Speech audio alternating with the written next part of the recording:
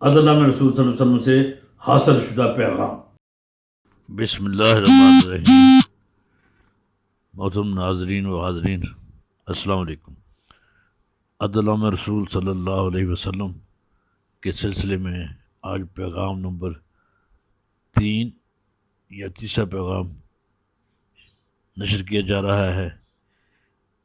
یہ پیغام مسلمانوں کو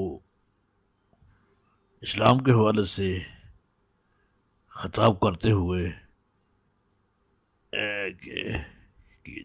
دیا جا رہا ہے، یعنی کہ بحثیت مسلم عدل کے بارے میں مسلمانوں کی کیا ذمہ داری ہے، مسلمانوں کی اجتماعی ذمہ داری، اجتماعی عدل کے بارے میں مسلمانوں کو کیا کرنا چاہیے۔ اس کے 4 جملے ہیں، مصرے ہیں یا 4 بند ہیں،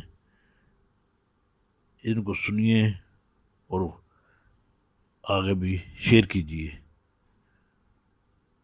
والسلام علیکم ورحمۃ اللہ وبرکاتہ۔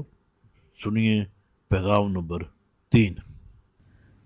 مسلم ہے تو راہ رسول پکڑ کر، اعمال و افکار پہ نظر کر، کردار و روزگار کو صحیح کر، انسان بے خبر کو باخبر کر۔